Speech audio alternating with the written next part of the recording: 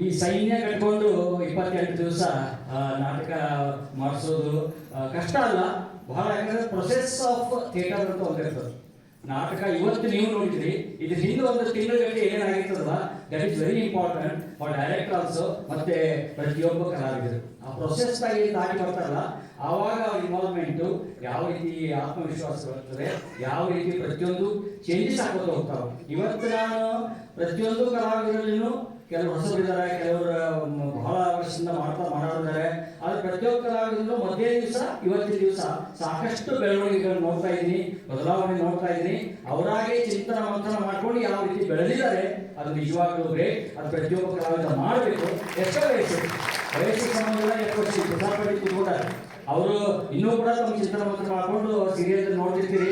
2-3 ವರ್ಷ ಹಿಂದೆ ಬೇರೆ ಇರ್ತದೆ, ಈಗ ಮಾಡೋದು ಬೇರೆ ಇರ್ತದೆ. That is the process. ಆ ಪ್ರತಿಯೊಬ್ಬ ಕಲಾವಿದ ಬೇಕು.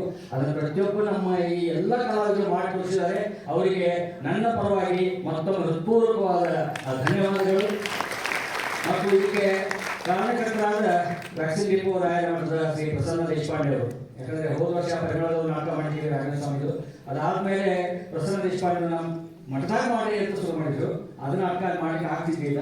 ಅದಕ್ಕೆ ಈಗ ಸ್ಕ್ರಿಪ್ಟ್ ಅವರೇ ಕಳಿಸಿ ಈ ನಾಟಕ ನಾವು ಮಠದಾಗ ಮಾಡೋದು ಮಾಡಿಕೊಡಿ, 6ನೇ ದಿವಸ ಆಗಬೇಕು ಅಂತ ಹೇಳಿ. ಸೊ ಅದನ್ನು ಉದ್ದಾಮ ಸ್ಟೇಜ್ಗೆ ಹೇಳಬೇಕು ಅಂತ ಮಾಡಿದೆ.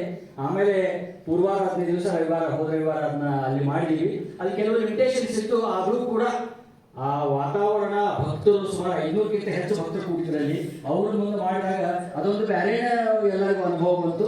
ಇಲ್ಲಿ ನಿಮ್ಮ ಮುಂದೆ ಮಾಡಿದಾಗ ಇವತ್ತೊಂದು ಬೇರೆ ಅನುಭವ. ಸೊ ಪ್ರಸನ್ನ ದೇಶಪಾಂಡೆ ಅವರಿಗೆ ಮತ್ತು ವ್ಯಾಕ್ಸಿನ್ ಡಿಪೋ ಮಠದ ಪ್ರತಿಯೊಬ್ಬರಿಗೂ ನಾನು ಹೃತ್ಪೂರ್ವಕ ಧನ್ಯವಾದಗಳು.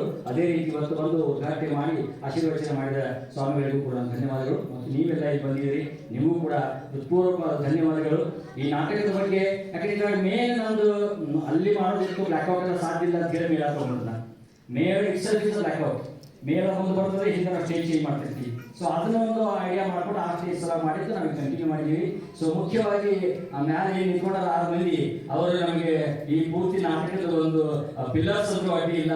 ಮೇಳ, ಹಾಡುಗಳು, ಹಾಡಿನ ಮುಖಾಂತರ ನಾಟಕ ಸಾಗ್ತಾ ಹೋಗ್ತದೆ. ಸೊ ಎಷ್ಟು ಸಾಧ್ಯ ಆದಷ್ಟು ಅದನ್ನ ನಿಮ್ಮ ಕಣ್ಣು ಮುಂದೆ ಅದನ್ನು ತೋರಿಸುವ ಪ್ರಯತ್ನ ಮಾಡಿದ್ದೀವಿ. ಸೊ ಯಶಸ್ವಿ ಆಗಿದ್ದೀವಿ ಅಂದ್ಕೊಂಡಿವಿ. ಮತ್ತೊಮ್ಮೆ ಹೃತ್ಪೂರ್ವಕವಾಗಿ ಫೋಟೋ ತೆಗಿಬೇಕಾ? ಎಸ್. ಇಲ್ಲಿ ಮುಂದೆ ಶ್ರೀನಿವಾಸ್ ಫೋಟೋ, ವೆಂಕಟೇಶ್ವರ ಫೋಟೋ ಕಾಣ್ತಾ ಇದೆ. ನಿಮ್ಗೆ ಅನಿಸಿರ್ಬೇಕು ಈಗ ಎಲ್ಲರೂ ಡೌನ್ಲೋಡ್ ಮಾಡ್ಕೊಂಡಾರಂತ. ಡೌನ್ಲೋಡ್ ಮಾಡಿದ್ದಲ್ಲ ಇದು. ಯಾಕೆ ನನಗೆ ಆವಾಗಿನ ಕಾಲದ ಹಳೆಯ ಒಂದು ಫೋಟೋ ಬೇಕಾಗಿತ್ತು. ನಮ್ಮಲ್ಲಿ ಒಬ್ಳು ಹುಡುಗಿ ಇದ್ದಾಳೆ, ಪೂರ್ವಿ ರಾಜಪುರೋಹಿತ್ ಅಂತ. ಆಕಿ PUC 98% ಮಾಡ್ತಾಳೆ, ಹಾಡನೂ ಹಾಡ್ತಾಳೆ, ಆಮೇಲೆ ಇಂಥ ಕಲಾಕಾರರು ಇದ್ದಾಳೆ. ಸೊ ಅವಳು ತೆಗೆದಿರ್ತದೆ ಆ ಶ್ರೀನಿವಾಸ ಕಾಣ್ತಾ ಇದ್ದೀನಿ. ಪೂರ್ವಿ ರಾಜಪುರೋಹಿತ್. ಸೊ ಅವನ ಯಾಕಂದ್ರೆ ಬಹಳ ಅದ್ಭುತ ಕಲಾವಿದೆ, ಎಲ್ಲರೂ ಇರ್ತಾರೆ. ಸೊ ಆಕೆಗೆ ನಮ್ಮ ರಂಗಸಂಪದ ಪರವಾಗಿ ಪ್ರಸಾದ್ ಪಂಡಿತ್ ಅವರು ಬಂದು ಅವರಿಗೆ ಒಂದು ಈ ಹೂಗುಚ್ಛ ಕೊಡಬೇಕು ಅಂತ ಕೇಳ್ಕೊಂಡಿದ್ದೀನಿ. ಪ್ರಸಾದ್ ಪಂಡಿತ್ ಅವರು ಬಹಳ ಮರಾಠಿಯ ದೊಡ್ಡ ಕಲಾವಿದರು. ಸಿನಿಮಾ, ನಾಟಕ, serial, Marathi serial, TV serial ಸಾಕಷ್ಟು ನೋಡಿದ್ದೀರಿ ನಾವು ಅದನ್ನ. ಸೊ ಆ ಪ್ರಸಾದ್ ಪಂಡಿತ್ ಅವರು ಬಂದು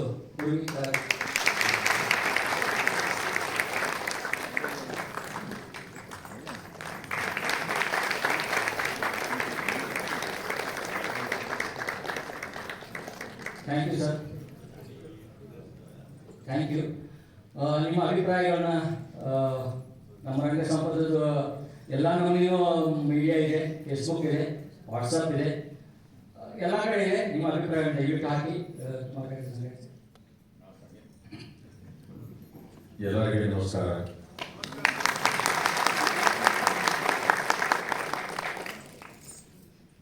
ನನಗೆ ಕನ್ನಡ ತಿಳಿತಾ ಇತ್ತು, ಮಾತಾಡಲಿಕ್ಕೆ ಬರೋದಿಲ್ಲ.